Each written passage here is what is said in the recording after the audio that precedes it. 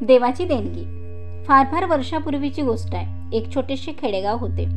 त्या खेडेगावात एक गरीब प्रामाणिक माणूस आपल्या कुटुंबासह राहत होता. शेजारच्या जंगलातील मोडीभर लाकडे आणून ती शेजारच्या बाजारपेठेत नेऊन विकत असे. त्यातून मिळणाऱ्या पैशात तो आपल्या कुटुंबाचा उदरनिर्वाह करीत असे. हा त्याचा नित्यक्रम होता. एके दिवशी तो नदीच्या काठावरील झाड तोडीत असताना त्याची कुऱ्हाड नदीच्या पात्रात पडली. तो गरीब लाकूड तोड्या नदीच्या पात्रात उतरून कुऱ्हाड शोधू लागला, पण त्याची कुऱ्हाड काही त्याच्या हाती लागली नाही. आता काय करावे?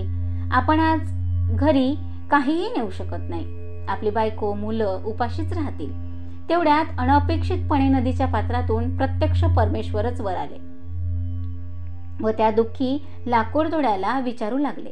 त्याने सर्व खरी घटना सांगितली आणि आपणास जर माझी कुऱ्हाड सापडली तर मला द्या. माझ्यावर तुमचे अनंत उपकार होतील. परमेश्वराने त्यास थांबण्यास सांगितले व ते पाण्यात बुडी मारून कुऱ्हाडीचा शोध घेऊ लागले व एक एक कुऱ्हाड काढून दाखवू लागले. लाकूड तोड्या म्हणाला, तुम्ही या साऱ्या दाखवल्यात. कुऱ्हाड्यापैकी माझी एकही कुऱ्हाड नाही. माझी कुऱ्हाड लोखंडाची होती आणि तुम्ही मात्र मला सोन्याची, चांदीची, रुपयाची अशा विविध कुऱ्हाडी दाखवित आहात. माझी तुम्ही चेष्टा करता की काय? यापैकी मला कोणतीही कुऱ्हाड नको. मला माझी लोखंडाची कुऱ्हाडच हवी आहे.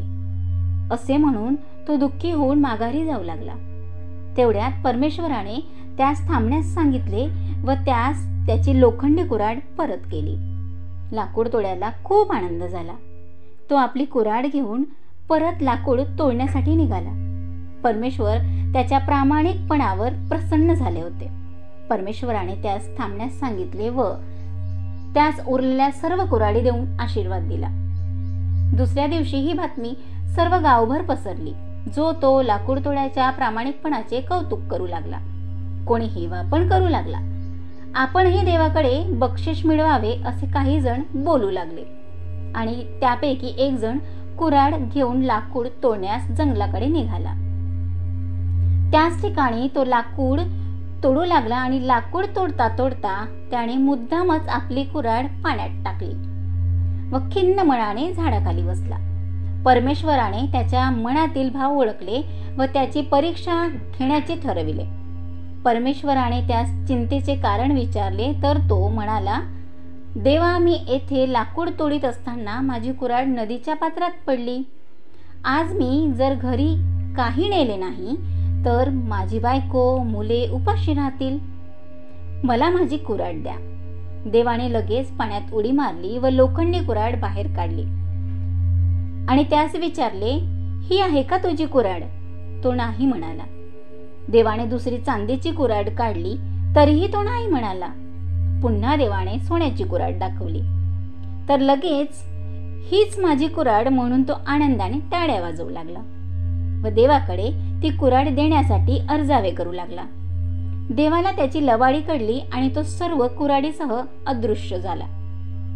लाकूड तोड्या घरी परतला. घरी बायको व मुले वाट बघीतच होती. त्यांना वाटत होते, आज आपणास शेजारच्या लाकूड तोड्याच्या मुलासारखे नवीन कपडे, खायला गोड मिळणार. पण पाहतात तो काय, हा रिकाम्या हाताने घरी आलेला. येता येता साऱ्यांनी त्याच्यावर प्रश्नांचा भडीमार केला. कुठे आहेत कपडे? कुठे आहे खाऊ? कुठे आहेत खेळणी? तो झालेल्या अपमानाने दुःखी झाला. त्याला आपली चूक कळली. बोध, खोटेपणाने वागू नये, दुसऱ्यांचा द्वेष किंवा हेवा करू नये, हेच या गोष्टीचे तात्पर्य.